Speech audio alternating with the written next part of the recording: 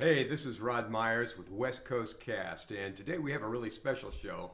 This is our third episode, and I've got a good buddy here in studio with us today, Chris Gorsh, and he's formerly with Boeing, and so I'll let him talk a little bit more about his background, but our program today is on UFOs and the Nephilim, and it's been a big year. I mean, last year was too. We had stuff flying over, military bases. Yeah. What do you think, man? It was pretty crazy, wasn't it? It's very crazy. Back east, there was a whole bunch of unidentified objects going in massive numbers of them. I was pretty surprised. You know, it's funny because it wasn't just military bases in the U.S., airports and those kind of things, people's houses, residences. It's nice having a UFO fly over your subdivision. Yes. I'm sure there's got to be an HOA regulation for that somewhere. Some of them pretty low, too. Yeah, some of them pretty low, man. Somebody's spying on me with a drone. But, so there's a lot of stuff going on. 2025 was a big year for UFOs and UAV sightings, which is the new term, I'd say, which has been coined by the government. But no matter what you call them, UFOs, UAVs, or flying saucers, it's kind of funny that we're in Washington State, and that's where the term was coined, UFO. I was going to bring that up. I think in 1947, that was way back when. Yeah. So we'll touch on that maybe. Yeah, flying saucer. So, I mean, that's our topic today. And so I think we have some pretty unique thoughts maybe about that. A lot of people have been talking about it, but in light of the Bible too. And so we'll talk about that too. We'll go there because there's a spiritual component to this, and we'll kind of unpack some of that and maybe some of the conspiracy, but really some of the reality, because inquiring minds want to know, right? Yeah. Yeah. So this year, and kind of what sparked this, not just the weirdness factor of it, but maybe a biblical factor as well, a strong biblical factor.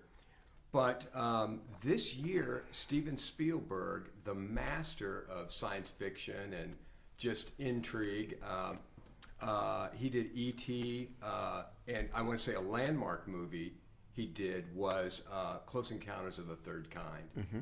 And for many of us that grew up in the 70s, man, that was on the radar. And I didn't even know how many times it's been played on television since. But Yeah, it's hard to imagine that was, what did we say, 40 years ago? yeah, Wow. yeah. Makes me feel old. Devil's Tower, man, I can't look at a picture of Devil's Tower and not think of Close Encounters of the Third Kind. And then this month, and this is January 2026, this month, National Geographic asks, are we alone? Mm-hmm. And so that's Nat Geo asking, and they kind of filled in the gaps, really, on the UFO History Channel, some of that stuff, Ancient Aliens. Yeah. And so, I mean, it's a big year. It's on people's minds. And this month as well, one of the modern revelators of UFOs, ancient astronauts, passed away, and that was Eric von Daniken passed. Chariots of the Gods, the author of Chariots of the Gods, which is a movie which spun off so much UFO stuff. He passed away just this month. We're still in January, so just passed away, and it was amazing. And he has a unique take on UFOs, Chariots of the Gods, and it goes right back to Ezekiel. And Ezekiel saw the wheel, and his story is when he was going to school as a boy, Switzerland, Catholic school, and they talked about those, and his imagination, of course, was what it was, even then as a child, and he became intrigued with aliens, those kind of things, but it was always on the back of his mind. As he grew older, it was just more intriguing for him. And he just passed away. And that's why you don't bring your phone in a podcast. So, because it will ring, somebody will call you. Yes. He's calling from the actor. Yeah. And So yeah, that's kind of some unique stuff. And I mean, he just passed away, and I remember Yeah. reading that book and other people reading that book, and I think I probably read it in the '80s, but I probably still have a copy in my library. So just my personal UFO library. But Yeah. not that I'm really, you know. Okay, so that makes me want to go back and read it because I know I've read it. It's been so long ago. I remember just little bits and pieces, but the detail's long gone. Now I want to go back and read it again. So there's a spiritual component to a lot of stuff, and I would say Eric was one of the first persons to really talk about that. And he actually had a NASA scientist draw up what the Ezekiel UFO would look like. So it's a famous picture. You can Google it. You can find out what it is, and it's well published. But kind of interesting to see what Ezekiel saw, maybe in a modern NASA kind of sense. And then Spielberg is doing a new movie, and he's done quite a few alien-themed movies. The Crystal Skulls, another one. Raiders of the Lost Ark. Yeah. E.T. But he is doing Disclosure Day, and that comes out this summer. And that's kind of interesting because, and that's kind of the theme and the topic of our program today, is man, there's a lot of discovery issues, and we have people from our government, from the military, people from respectable news now are doing reports on this. And so the question comes up, are we seeing it in movies and films for a reason? What is going to be disclosed about ancient aliens? And it's an amazing topic. It's one that doesn't go away. And Chris, I'm just going to ask you, what is your interest? Because I know you grew up with this too. Yeah. I grew up in the Star Trek, Yeah, and Star Wars, Star Trek. Yeah. So let me back up. You mentioned I worked for a large manufacturing company as an engineer and Here later in a manager. State. Yeah. Here in Washington State. I do have an engineering background. I've lost more of that than I remember. Retired only a couple of years, but loved my job and got to work on some fantastic. Most of my career was on the military side. So I got to see some pretty cool stuff. So we might learn some stuff today, kids, when it comes to exposure to military aircraft, working for a major aircraft manufacturer here in this state. No names mentioned. No names mentioned. Yeah, okay. All right. That's funny. Thanks, Chris. So I did sign a disclosure, so I can't give you the serious details. Yeah. But I can say I got to see stuff before the world was really aware of some of this stuff going on, being developed, actually in use. I can say I worked on programs such as the B-2 bomber, F-22 fighter, and then get into with some weird stuff like the AWACS that actually has a saucer on the top of the airplane. Wow. Right? It's aerodynamic, right? Aerodynamic, wedge tail, a little bit of rocketry, but had a great career. I will say, even though I'm an engineer, I'm not a preacher. So I lean on my BFF to provide the spiritual side of stuff. But I will say I'm seriously a man of faith. Wow. Right. So that kind of ties some of this together. How do you think this story kind of ties into your faith? I mean, when you think about ancient aliens or, the Nephilim, which is the biblical term for the fallen ones, the watchers, I mean, what is that? Yeah. What do you think about that? When you asked me to join you today, I've been stewing on stuff like that. And I grew up in Montana. So I'll say comparatively, I'm kind of the backwoods hick, right?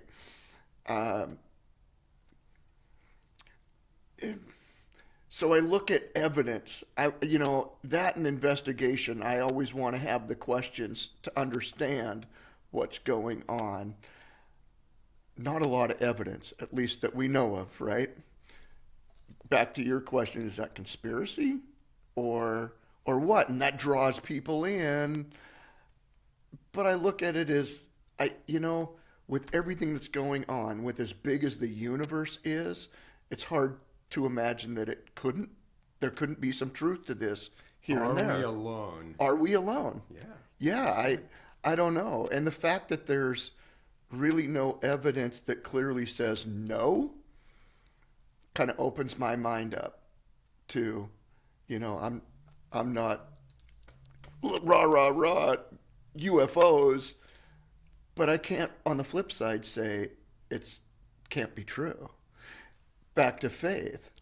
Jesus Christ. There's so much written, there's so much documented. People have been trying to prove or disprove it, and they haven't been able to disprove.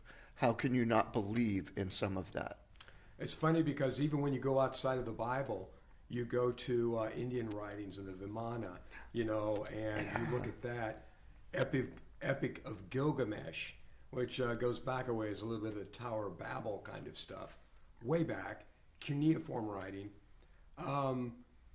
There's stories of giants, of an age that was what's different from our age today. Yeah. And so, in our world, we want logic, we want empirical evidence. Right. And sometimes we discount maybe the narratives of the past, or maybe the archaeology or history of the past. And just recently, and this is maybe another program, but we talked about the pyramids. And, maybe they weren't, archaeologically speaking, no mummies, no kings that we know of were discovered in a pyramid. Yeah. But it does look like they could do other things on a worldwide scale, like conduct energy. So maybe they were the power plants of the past. Yeah. That's technology we don't even have today. Right. So, right. And I was, about 3 years ago, I was on the Giza Plateau. Wow. And I told a couple of jokes there that no Hebrews were hurt in this construction. And I was looking for the alien runways. How did that go over? It was amazing. And just looking at, ancient structures like the pyramids, they're made of a type of granite that is absolutely hard. I don't know how you don't cut it with lasers. It is 85% crystal, and I was in Saqqara, which is 4,500 years old. So, that goes back a ways. For construction, that goes back a ways. And it's a step pyramid. But as I went inside, and it's dark like a cave. But when you put a flashlight or light on the stone, it actually glows. Wow. So if you saw, the crystal skulls and they glow too, with light on them, but it has that much crystal, they retain the light. And so you can see the writings, which I don't know how you can, if you make a mistake on granite like that to that caliber, well, you've got to scrap all of it. Yeah. Because there's a whole wall of granite that has writing on it. Yeah. And then when you turn the light on the side of the granite, you can see the relief of a god, sun rays, stuff like that, which is also part of the wall. And so it's amazing. It's deep. Yeah. And I don't know that we have that technology today. Yeah.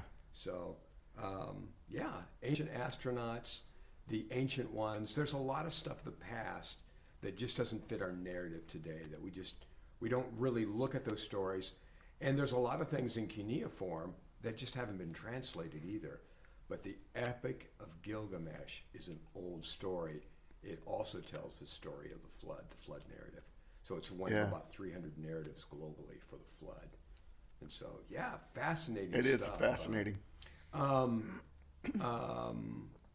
So let's talk a little bit about your background on the military side. So you work with some pretty powerful aircraft. You know what aircraft look like, how they fly, how they maneuver. So maybe you might want to go into some detail.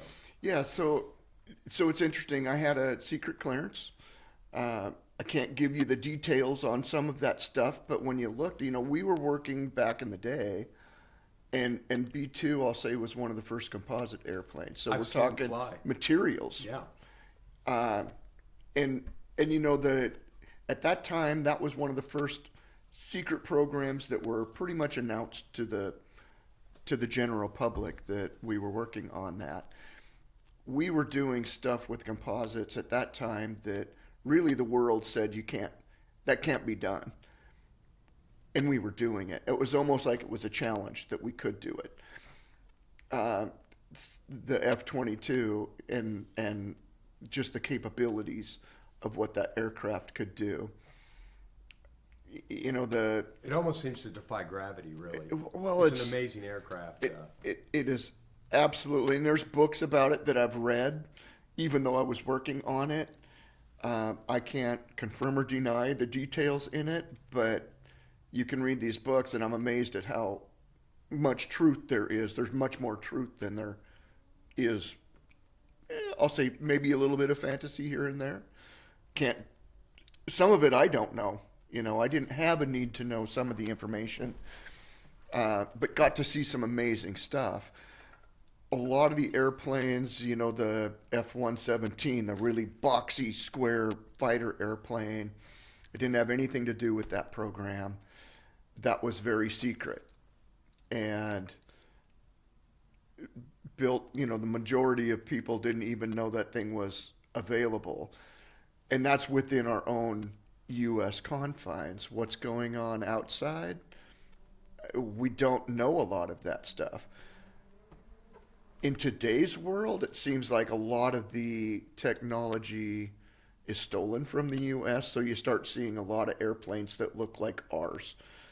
The space shuttle at the time, that was being copied. But what else is out there? Or it could be alien technology that other countries have gotten from our visitors Visitors. Yeah, interesting. So, yeah. So, and then there's satellites and drones now being a big thing. So we got to see a lot of that. And 30 years ago, not so much small drones. Those are much more relatively new. That kind of takes us right to modern day right now, because that's what people are saying, is that a drone? What is it? And a drone is just an unmanned, or as far as we know, unoccupied. It's, right, computerized or whatever the technology is. Yeah. Yeah. So it's unmanned. Yeah. So there's amazing drones too, and there's some of the drones that are used for military purposes that, for strategic reason, you and I don't know about. Yeah. Right? So what do they look like? What are their capabilities? Interesting. So there is a lot out there. Some of it we know, a lot of it we don't. Wow. So a lot of mystery even in what we have as aircraft. I also come from a military aircraft background. Yeah. And I worked for a Marine Air Control Squadron many years ago. And I had a chance to see, this is when they were still in the fleet, an SR-71 take off from one of its bases somewhere around the world. Somewhere. Yeah. And it was absolutely amazing, and that was 50s technology. Yeah. And those Pratt & Whitney engines, man, they were incredible. But I saw this, it looks like a UFO, but when I watched it take off from the runway with 30 feet of blue flame behind it, it takes off and then it goes, completely, vertical, straight up like a rocket. Yeah. It was absolutely one of the most incredible aircraft I've ever seen. Just the roar and the thunder. That was 50s technology. Right. And we're so far above that today. Right. That was one of, and still one of, I guess its final speed is classified, but according to Jane's, but it was one of the fastest aircraft ever built. Absolutely. Yeah. The technology behind it is unbelievable. And, when you look in those leaps of aviation technology and just stuff that flies, it's incredible. And the stuff we have today is absolutely incredible. And I had some family members that actually worked for another company here in the Seattle area that put up the space shuttle. And they worked with some of that technology as well. And so, stuff that flies to space. And so, we've come a long way in a very short amount of time. A lot of technology. It's really interesting to think of the Wright brothers and the technology that they had just to get off for a matter of seconds to say that they flew, right? really how quickly we have progressed that technology compared to the spectrum of time. Pretty amazing how quickly we have increased that abilities. So, when I was a child, and I'm going to tell my UFO story, Yeah. my alien story. When I was a child, I lived on a cattle ranch in Florida, in Central Florida, and there was a grove there, an orange grove, and cattle. And so, as a child, and I think I was probably about 8 or 9 years old, my brother, we would take off to the pastures. We would get chased by cattle, and we would chase them. They'd chase us, and so that's how we spent a good part of our day. Really, just out on this cattle ranch, Yeah. just having the time of our lives. And one summer, we were out there, and I'm going to say it was early in the morning, and we saw some buzzards basically around the carcass. So Okay, yep. we were pretty hip, so we kind of knew what that meant. And Yep. so we went out there and investigated, and it turned out to be a cow that was no blood,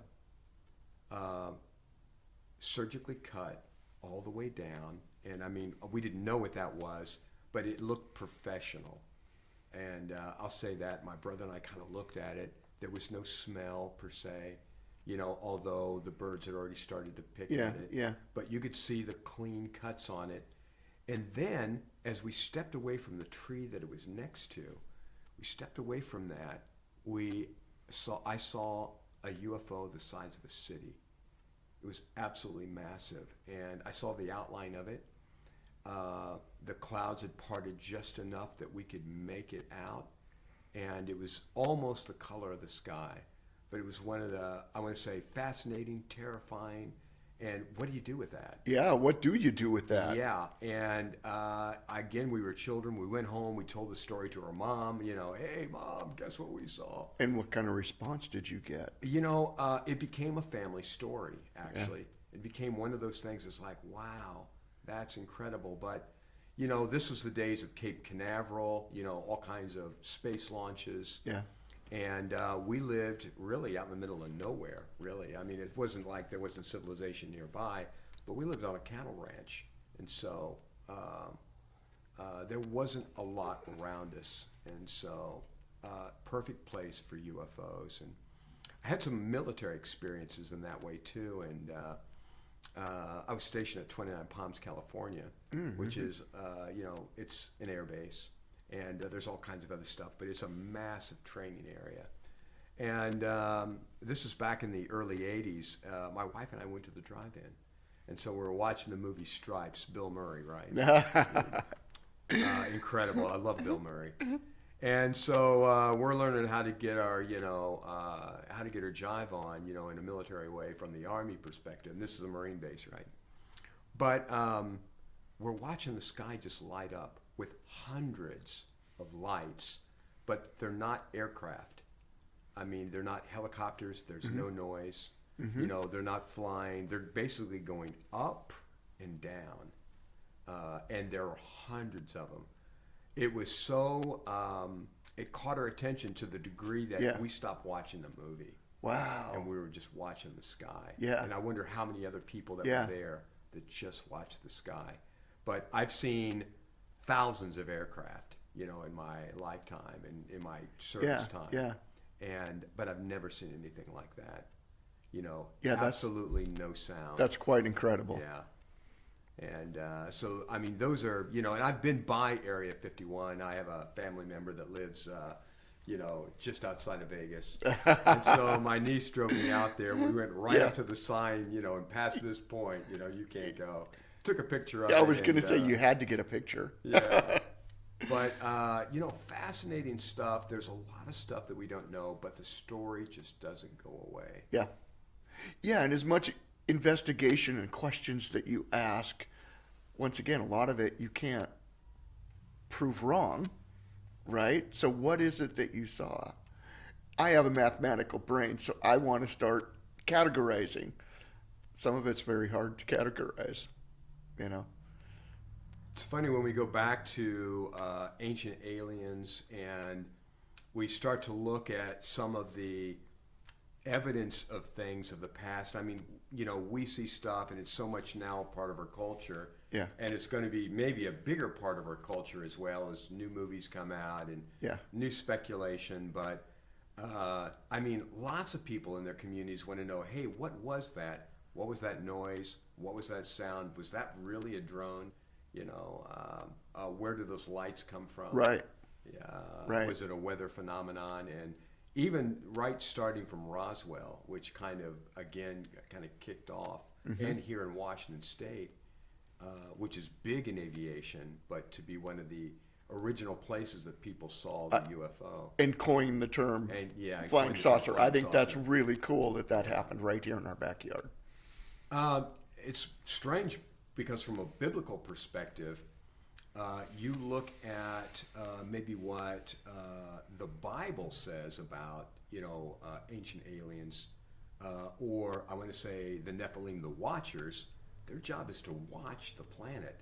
And I want to say there's a close correlation between people who are watching you in UFOs or whatever, alien abductions. There's another program. Yes.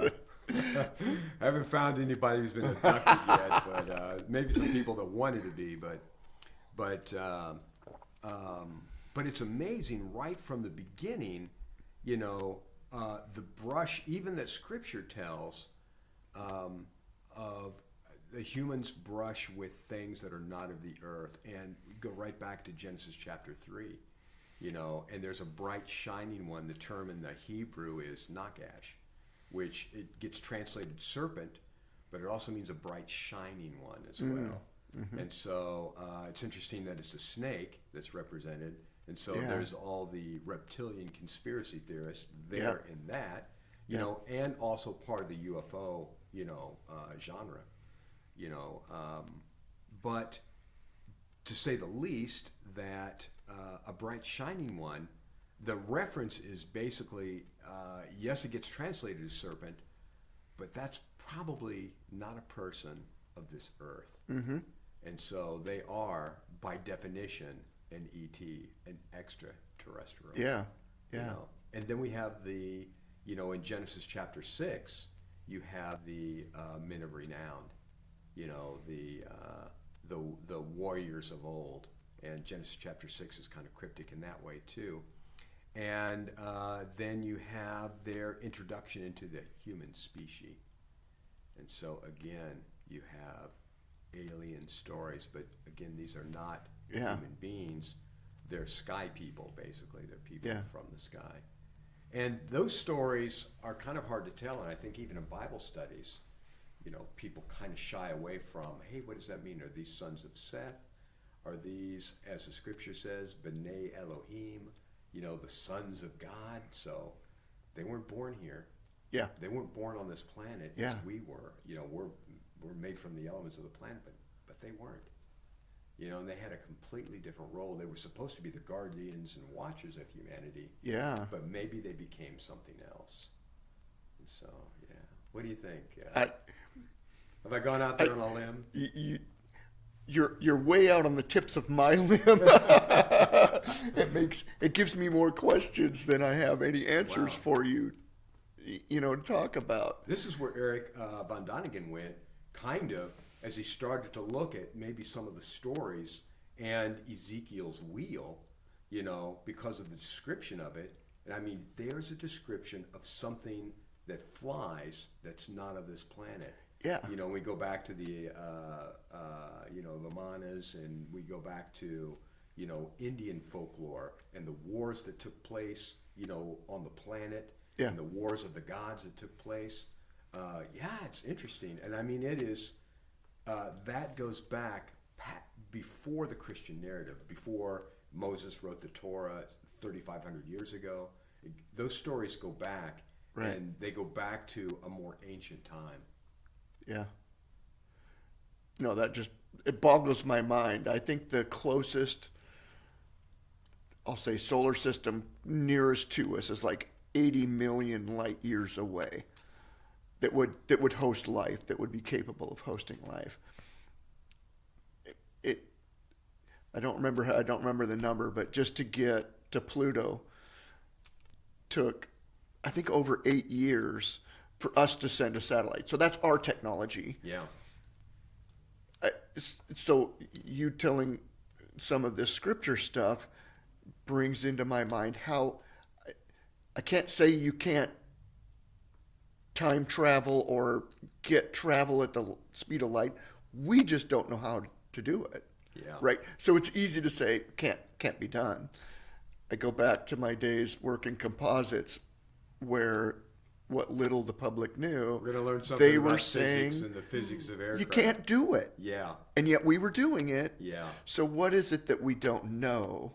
So that's where I try to tie little bits and pieces a bit about, because scripture, like I said, I'm a man of faith. I can't dismiss that, Yeah. right? But I also can't make sense of it. So how do you connect those dots? There's a lot of stuff we don't know. Right. And I don't have the answer. Yeah. You know, but it's fascinating to me. Yeah. I mean, it's interesting to talk about, and I have a feeling that when the Spielberg movie comes out, we're going to be talking about it quite a bit more. And it has a religious narrative to it, because when you look at the trailers, when you look at it online, you'll see that there's nuns holding rosaries, and there's a picture of a cross, and other people have commented on it. But I mean, there's a narrative there, and it honestly, the narrative is an ancient one. The stuff that we see, and so one of the things I knew I would talk about. Uh-oh. Man. Here we go. Like in Roswell and those kind of things, did our government or did other businesses, both in this country and outside of it, make a deal for technology? Because our original thing in the garden was about knowledge, right? Yeah. Knowledge that we didn't have. Yeah. Knowledge to be like God, fly around like the gods, do the things that God does. Yep. But my question underneath all of this basically is, did business or our country write a contract with somebody else for technology? Because every nation on the planet, whether it's AI, whether it's aircraft, drone technology, nanotechnology, they are trying to get ahead of the next person for survival of their cultures, their governments, and maybe their own personal survival.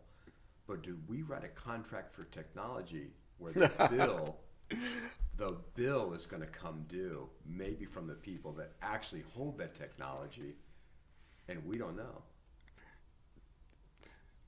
That's a lot, man. It is. It's a lot, and I'm much more a black and white person, right? Yeah. I struggle with things that I can't understand, and yet there's a lot of very well placed intelligence community that have come out and talked about their ability, I'll say our ability, to talk to these extraterrestrials. Yeah. I want to immediately say, no way. But I also have to open my mind to, is it possible? I don't have the answer. There's not a recipe that you can say, here's how you do it. Maybe there is. Doesn't work for everybody. But it's not just onesie twosie that you can say, oh, that's a nutcase. I want to say that's now a binary, ones and zeros when it comes to computers. And we're developing quantum computing. I mean, it's already here. Other people are already using it. Imagine when that is connected with AI. When it goes live, and I'm sure there are probably models out there that's already. That I would bet on. Yeah. That I would bet on. But quantum technology, and again, it's quantum physics. It takes its calculation outside of the known universe. Mm-hmm. It is not. Mm-hmm. It's not binary.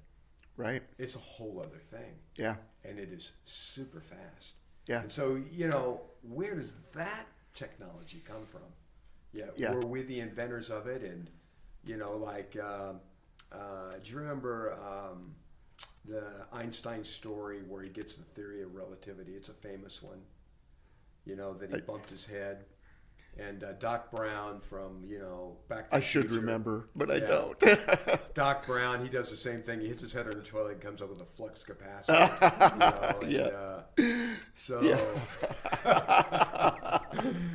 but Einstein, he basically hit his head, had a Yeah. dream, and came up with a theory of relativity. Yeah. And so I want to say that again is a little supernatural, that it came through revelation rather than, his absolute brain power. Yeah.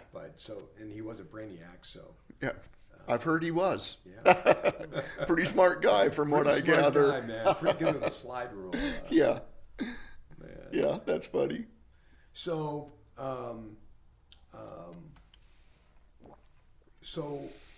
looking ahead maybe at some of the technology that's coming out, or maybe some of the disclosure, how do you perceive that, in the technical world? Wow. I've thought of that, and I don't have the answer. I'm not in the industry anymore. And even if I was, you have to be read in. Yeah. But, I can't imagine. It's classified, that's what he's saying. It's classified. Need to know only. But I would think, speed, obviously continue to work on speed, be faster, especially, wanting to populate Mars, stuff like that. You got to get people there. You got to get equipment there. So the weight of things, trying to get things lighter and lighter and lighter. I can't wrap my brain around Do you know being the able, actual time that it takes to get to Mars from here? a not couple not of to years? Mars. Hang on, I scribbled something down. Yeah, it takes Oh. a little bit of time. It's not the fast trip, and we're about No. ready. We're getting ready for a moonshot. We're gonna basically fly around the dark side of the moon, and Yeah. yeah. Yeah, we're coming up with more Music fans. lunar travel. It took 9 years, 5 months to get to Pluto. Mars, I'm not sure about. Yeah, and that's with probably 60s, 70s technology. No, that was I'll say 80s Okay, time frame. yeah. I probably could find a date. I was growing up But- during that time, so I really wasn't paying attention to space. But how do you take, atoms and molecules and transport them one way or another? I can't wrap my brain around being able to do that, but then having to put it back together so that you can be functional whenever you get somewhere. But how can an extraterrestrial travel? I can't answer that. Right. But there's so many sightings and this and that you can't just completely discount some of that. And I think that's some of the stuff that we've seen. How does a UAV go from, the atmosphere of just air, and then how does it plunge into the sea and travel at basically 500 knots? Yeah. How does it do that? Yeah. Without really a splashdown? Yeah. How does that happen? Yeah. It becomes something else. Yeah. And we don't have anything that travels under the water at that kind of speed. Even when you look at missile technology and sub-technology, which again is highly classified. Yeah. It's got to basically come to the surface, launch, and do its thing. But we don't have anything Yeah. that does that, or that would take off, and do 1,500 miles an hour and then disappear. Boom. Yeah, boom, it's gone. Yeah. And just some of the footage that we've seen of that, clearly, that is not technology that we possess. So the other thing that it's hard to discount is a number of these sightings are from military pilots. Yeah. They're trained. They know what they do. They know how to use their FLIR camera. So people try to debunk it by saying the camera was moving this and that. Maybe not. But these are professional, multiple, respectable people that have seen stuff that they can't debunk. It's funny, as an engineer, the limits of modern aircraft and really what they can do. And materials, and right? Material, and the person flying it. Yes. There's a human There's limit. limits. Yeah. how many G's a person can pull. And when we saw the last installment of Top Gun, what was it, 9 G's, Yes. you know, Yes. 10 G's. But that is a lot of force on the human frame. Yep. And you can see every bit of that. You know, you can fly past your human limitations. Well, there's ways to The machine mitigate can take it, faster. and I get that. Yeah, But there's still limitations, Yeah. even within that. yeah. So, So I'm going to circle back around and just say this. Do you think our country or other countries might have bought a bill of goods, maybe from another group of people that have technology that's way advanced? I would say no. I don't believe that. But could it happen? There's a lot of very highly respectable intelligence community with high-level jobs that are coming out and providing some details on stuff that I, in the past, would have laughed at. Yeah. And now maybe it's not a laughing matter so much anymore. Yeah. They obviously know a heck of a lot more than I do. How can I just discount every one of them? Yeah. Do I believe it? No, I still want to say I don't. If I had to pick a yes or no. Wow. But, I rely on investigation. Yeah. Investigate, ask the questions, tough questions. A lot of these we can't prove yes or no on some of these sightings. Yeah. But the data was thrown away because it was so old, so long ago, they didn't have a community of investigators doing that. There is now. The government has been spending a lot of money to investigate a lot of these. Why are they putting that kind of money in? Before Congress, even congressmen and senators, inquiring minds want to know. Mm-hmm. And there's been quite a few people that have come forward, quote, whistleblowers, Yeah. come forward and talked about, some of the things that they've seen. Yeah. And So again, it's without having the information. Yeah. And how many others are out there that we don't even know, haven't come forward? Yeah. What do they know that we don't? I can't answer that. Yeah.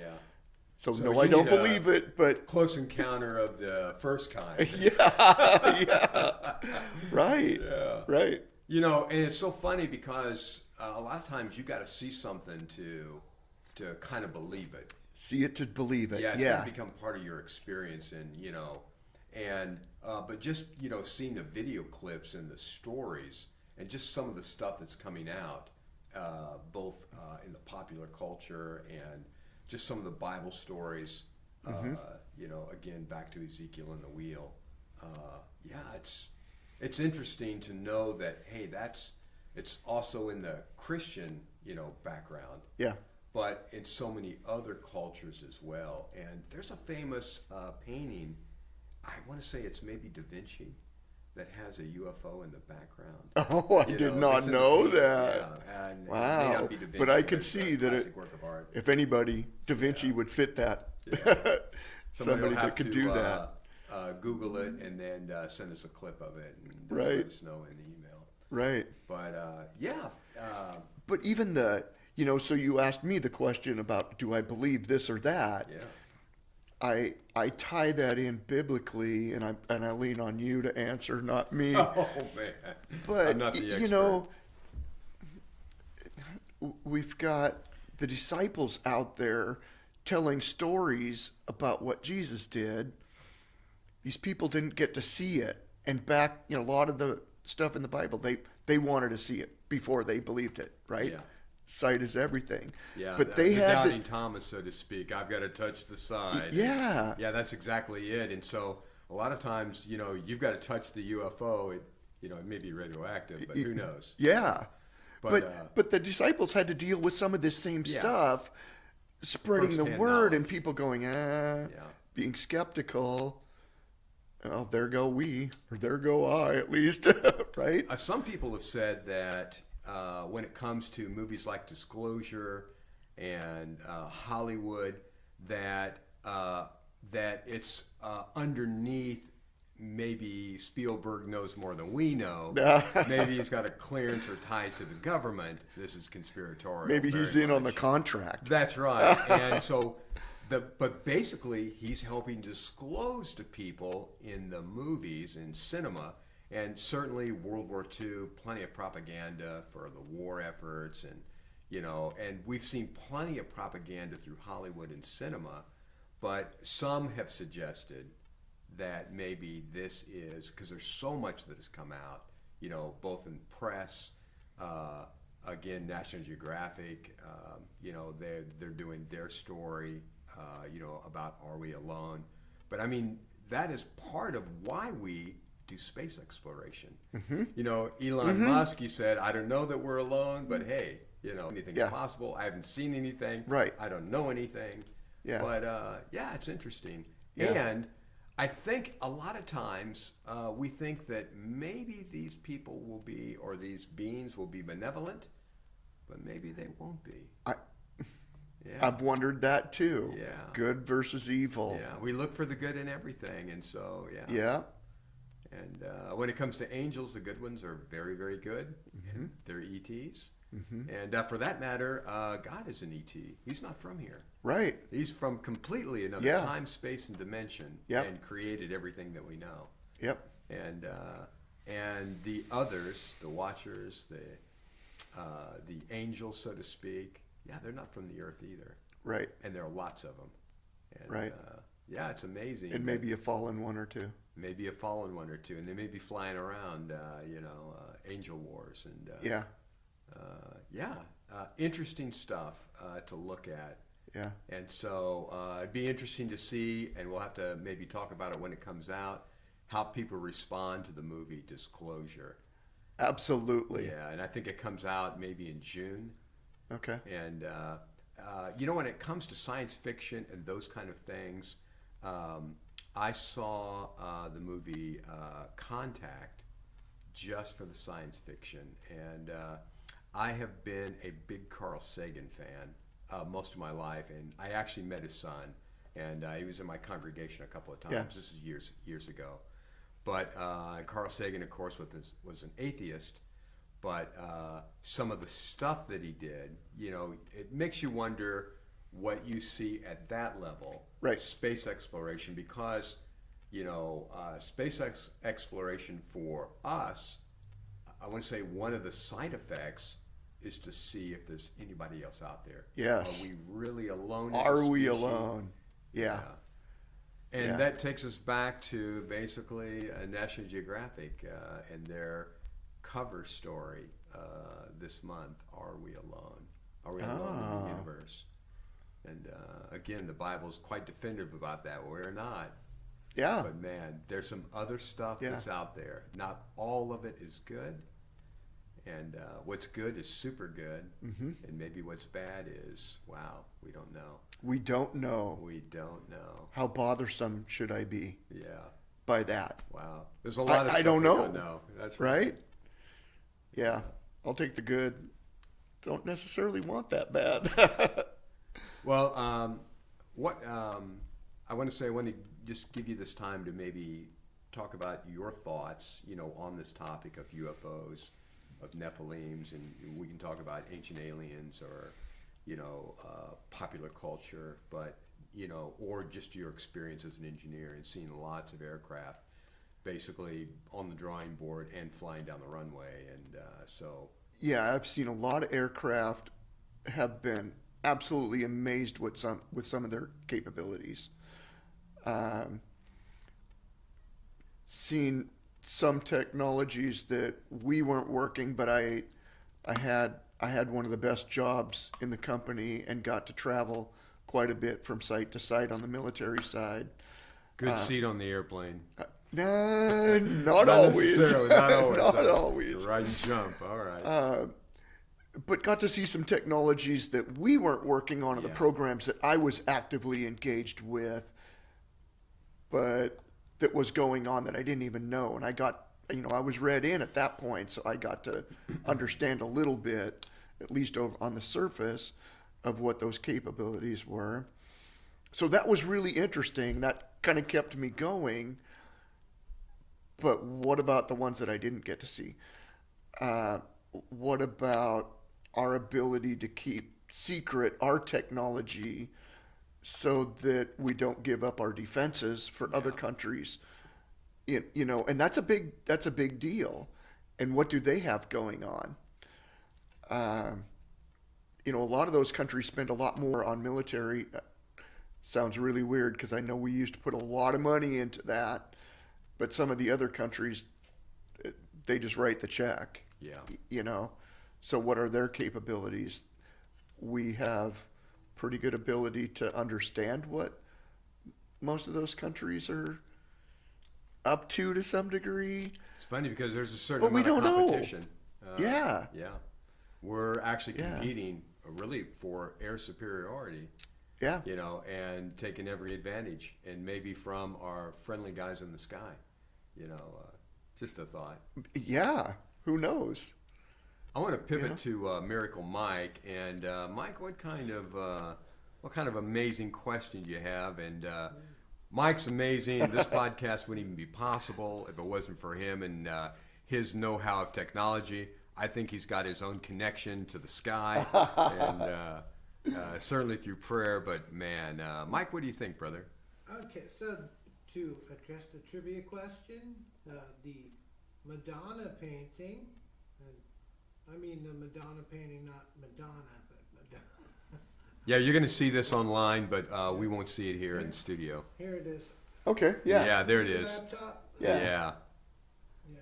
Yeah. Wow. Is that Da Vinci?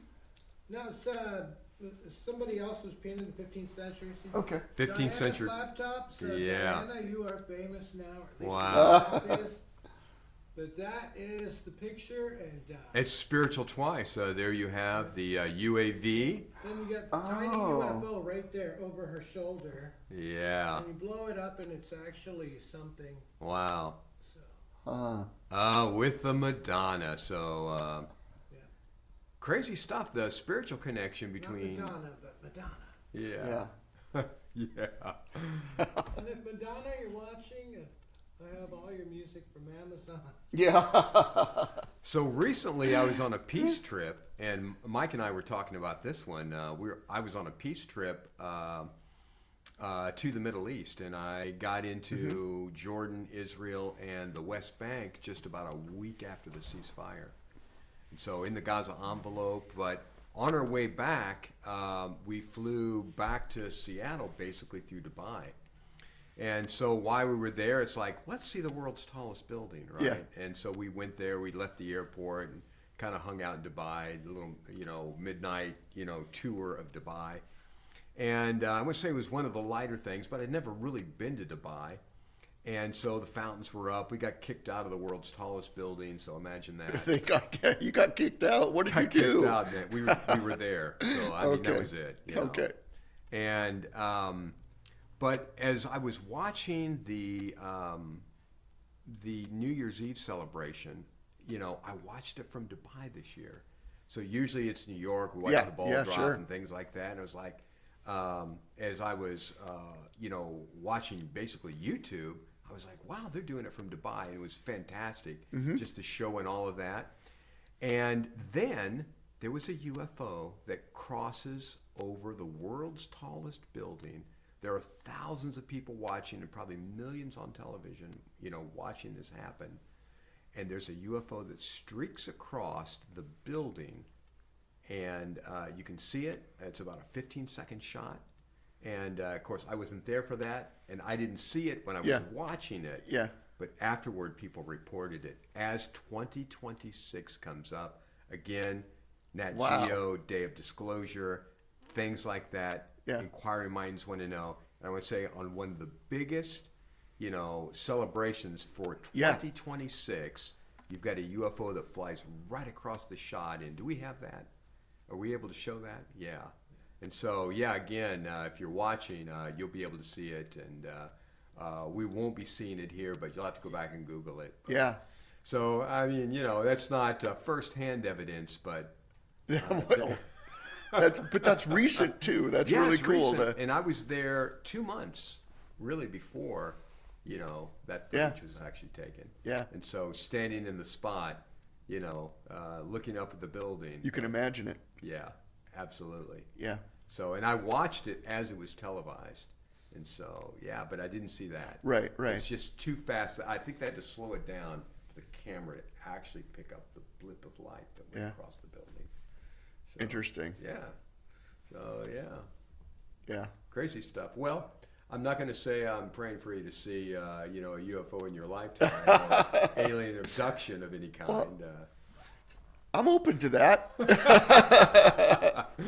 Man, that's already some Maybe crazy more stuff. the abduction than seeing, but Man. yeah.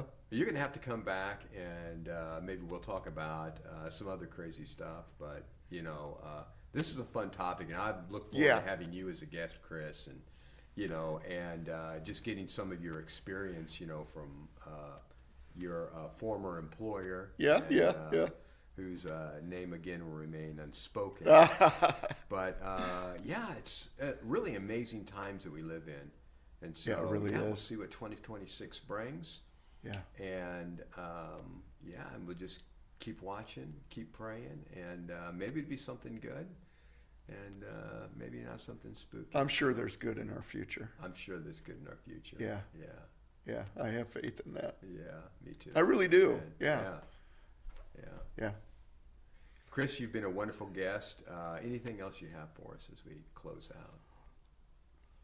No, I want to say, to be honest, I was very nervous because I'm a nerdy engineer, right? By trade.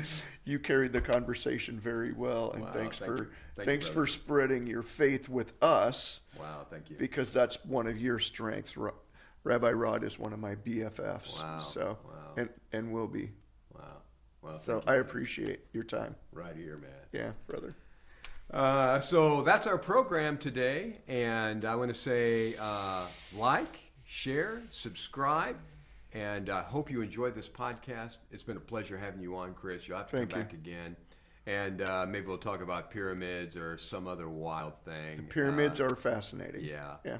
And it's a whole other topic, but as this year rolls out, there's a lot of stuff to talk about. Yeah. So, yeah, it's a pleasure having you on, and Thank you for having me. you're welcome. And we hope to see you. Please send us emails or questions or other content that you like to see. And we enjoy having you as an audience. And again, it's been our pleasure to present maybe this topic and this conversation to you. And maybe you'll do some exploring on your own. It's a pretty amazing year, and we've just started. So may it be a day of disclosure for you and a day of discovery too. So, yeah, thank you so much. It's been a pleasure being with you on this podcast.